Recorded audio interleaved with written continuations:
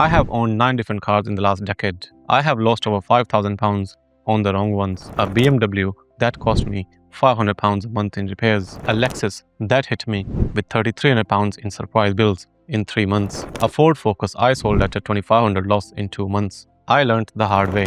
But most UK drivers never learn at all. What car your salary can actually afford has almost nothing to do with the monthly payment. It is decided by one rule that the dealerships will never tell you. And right now, Financial Conduct Authority is paying out £7.5 billion to UK drivers who got this wrong between 2007 and 2025. In 2020, I bought a BMW 1 Series. I had just upgraded from VW Polo and I wanted something nicer. Within few months, I was spending almost £500 a month just on repairs. 6 months in, I sold it at £2,000 loss. That was the moment something clicked. I had picked the car first and then I tried to make the budget fit around it. That is exactly how every young driver in this country quietly stays broke. What I'm about to show you is the system I wish I had used before I ever signed up for that BMW. Most people walk into a dealership and ask one question: what monthly payment can I afford? That is the wrong question. The salesman will then build the deal backwards from that number. Whatever it takes to fit the monthly figure you said, whether it's longer term, bigger balloon payment, or higher interest. You drive out feeling like you got a deal. You did not. The best way to start is with 20-4-10 rule. This is the one I wish someone had told me at 23. 20% minimum deposit, 4 years maximum finance term, 10% maximum of your monthly take-home pay on finance payment. If you cannot make the deal fit in those 3 numbers, the car is too expensive for you. Full stop. Apply 20-4-10 rule before you ever step into a showroom. Most people look at the car their colleague drives and assume they can afford the same thing. They probably cannot, and it is the most common reason drivers get stuck in the finance cycle for years. The best way is to run 20-4-10 rule on your actual salary, using the current take-home pay for this tax year. One thing before the numbers. Every budget I'm about to give you assumes 2 things. You have saved 20% deposit and you are financing the rest over no more than 4 years. If you are paying cash, you can go a little higher. If you are financing a car at today's interest rates, aim at the lower end of each range. And a quick note on take-home figures. These assume you have no student loan. If you have planned 2 student loan, take a little off from each monthly payment. I'll put the exact numbers on the screen. Let me show you what this looks like across the full range. If you earn £35,000 a year, your monthly take-home pay is roughly £2,400. 10% of that is £240 a month for the finance payment. A 20% deposit means saving roughly £3,000 to £3,500 upfront. Your realistic car budget is around £15,000 to £18,000. That is a used Skoda Octavia, a used Toyota Corolla Hybrid, a used Volkswagen Golf, or a used Honda Civic. These are comfortable and family-capable cars. If you earn £50,000 a year, your monthly take-home pay is about £3,300. Your finance payment cap is around £330 a month. Your realistic car budget is around £21,000 to £24,000. Now you're looking at nearly new family car, or your first proper electric car, a used Skoda Octavia State, a used Volkswagen Golf, a used Kia EV6, or a used Tesla Model 3 long range. If you earn £75,000 a year, your monthly take-home pay is about £4,500. Your finance cap is around £450 a month. Your car budget reaches roughly £27,000 to £33,000. Now you are getting into premium territory. You can buy a used BMW 3 Series, a used Mercedes C-Class, a used Audi A4, or a facelifted Tesla Model 3. If you earn £100,000 a year, your monthly take-home pay is about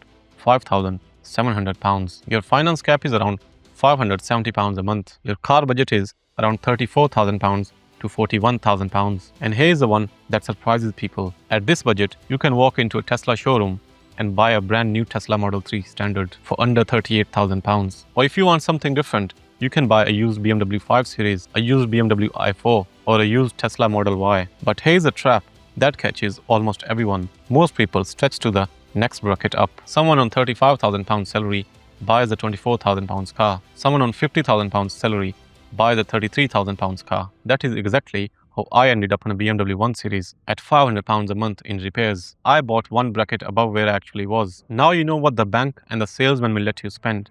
But the car is not the problem. The cost of owning the car is the problem. What comes next is the part most people never calculate properly.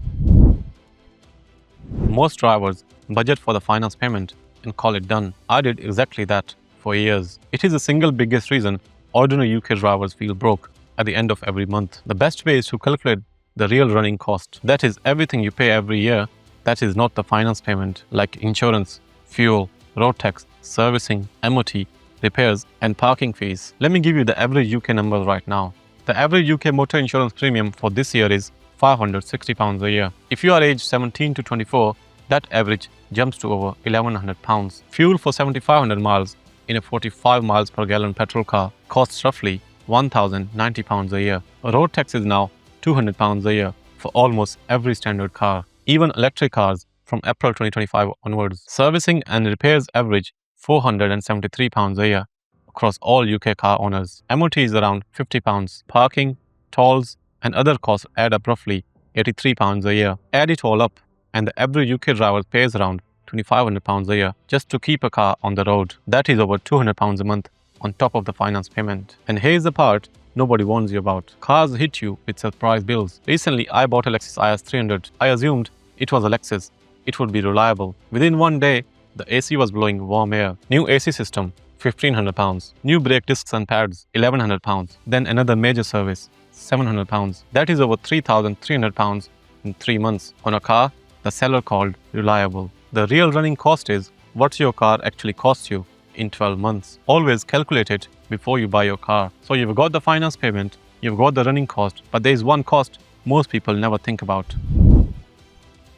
Most people think a car is an asset. It is the most expensive consumable item most of us will ever buy. And the moment you drive a new car off the dealership, your wealth has already taken a hit you cannot recover. The best way is to understand the depreciation trap before you buy, not after. Here is how it works. A new car loses around 25% of its value in the first year. By year 3, you are down nearly 45%. By year 5, your car is worth less than half of what you paid for it. A £30,000 new car is worth £22,500 after 1 year. After 3 years, it's worth £16,830. After 5 years, it's worth £14,245. You have lost over £15,000 in 5 years just for the privilege of owning the latest plate. A similar situation happened to me with the Ford Focus. I paid over £8,000 for it, and I thought it was a good buy. After a couple of months, I didn't like it. The automatic gearbox was rough. The infotainment system didn't work properly.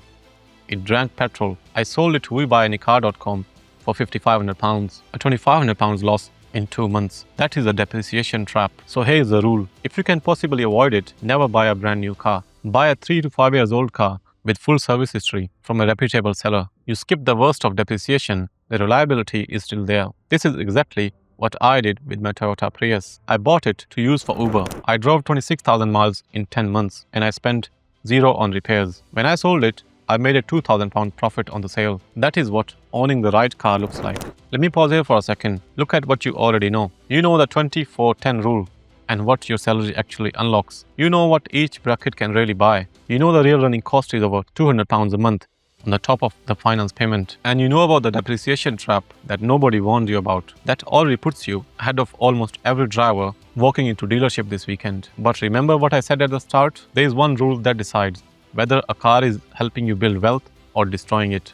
We haven't reached it yet. And I also said Financial Conduct Authority is paying out £7.5 billion. That story is coming up next. You may be owed money and not even know it. According to the Finance and Leasing Association, around 90% of new cars in the UK in 2025 were bought on finance. The dominant product is PCP, Personal Contract Purchase. Most people think PCP is just a way to spread the cost of a car. They are wrong. PCP is a deal designed in a way so you almost never own the car at the end. The best way is to understand exactly how PCP works before you sign up anything. You pay a deposit, you pay monthly installments for 3 or 4 years, then you pay a bigger balloon payment at the end if you want to keep the car. That balloon payment is normally 35 to 45% of the original price. So on a £30,000 car, the balloon payment is around £12,000 at the end of the deal. Most people cannot afford the balloon payment, so they hand the car back or they roll into new PCP and start the cycle again. 3 years later, you have paid £20,000 in payments. You own nothing. That is the finance trap. And here's the bigger story most drivers do not know. In March 2026, the Financial Conduct Authority confirmed a £7.5 billion redress scheme. Around 12 million car finance agreements taken out between April 2007 and November 2024 are eligible for compensation. The average payout is around £830 per agreement. This scheme covers discretionary commission arrangements where dealers were quietly allowed to crank up your interest rate to earn more commission. If you bought a car on finance in the UK between April 2007 and November 2024, you may be owed money. Your lender should contact you, but if they don't, you have until 31st August 2027 to make a claim yourself. You don't need a claims management company. They can take 30% of your money. Go directly to your lender. That is your homework after this video. But even if you avoid the finance trap, there is one more cost that is about to hit every driver in this country, and almost no one is ready for it.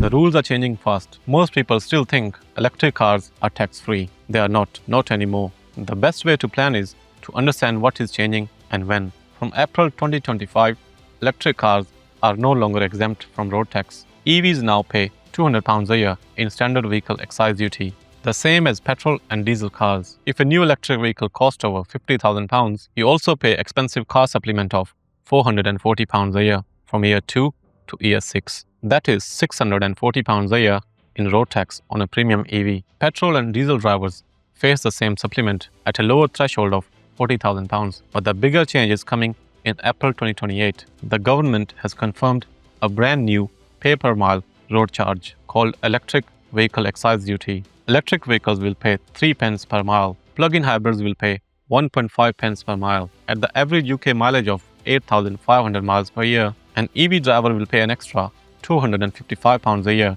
from 2028. That is on top of £200 standard vehicle excise duty. Total road tax for an average EV driver from 2028 would be around £455 a year. This is also why I sold my Audi A6 a couple of years ago. Road tax was creeping over £220 a year, and every time I drove into Birmingham or central London, I was paying congestion charge. The car was great, the running costs ate me alive. That is exactly why so many drivers are switching to hybrids or EVs right now. But the gap is closing fast. I told you earlier about my Toyota Prius. Here is why that car worked when so many others did not. I followed the 20-4-10 rule. The car was well within my budget. The real running cost was tiny. The hybrid sipped petrol. The depreciation trap was avoided. I bought it 5 years old and sold it for £2,000 profit. There was no finance trap. I bought it outright. 4 rules, 1 car, £2,000 profit. So that one rule I mentioned at the start, the rule that decides whether your car is building wealth or destroying it, is this. Your total cost of car ownership should never go above 15 to 20% of your monthly net income. Not just the finance payment, but everything, including finance payment, plus insurance, plus fuel, plus tax, plus service costs, plus depreciation. If your car is eating more than 20% of your take-home pay, you cannot afford it. And it doesn't matter what your monthly payment looks like. The car is too much for your salary. And here is something almost no driver knows. Insurance premium in the UK has 2 rates. 12% on standard policies you buy yourself, 20% on policies bundled into a car deal at the dealership. If the dealer offers you free insurance with the car, it's not free. You are paying an extra 8% in tax on whatever it costs the dealership. Always buy your insurance separately. Let me pull this together. Apply the 20-4-10 rule. 20% deposit, 4 years maximum term, 10% of the net pay on finance payment. Match your salary bracket to a sensible car. Don't stretch into the next bracket up. Calculate your real running cost. Add at least £200 a month on top of the finance payment. 3 to 5 years old is the sweet spot. Avoid the finance trap. Understand what PCP actually means before you sign. Plan for the EV shift. £200 vehicle excise duty now, which is changing to pay per mile from April 2028. And keep your total cost of ownership under 20% of your net pay. Now you know what car your salary can actually afford. But there is one bigger question almost nobody asks. How does your salary itself rank in this country? Because most people in the UK are wealthier than they think, and most are also broke than they think. I made a video on exactly how much you need to be in top 10% in the UK. It's a good one. But before you click on it, make sure to subscribe so you don't miss the next one. I'll see you over there.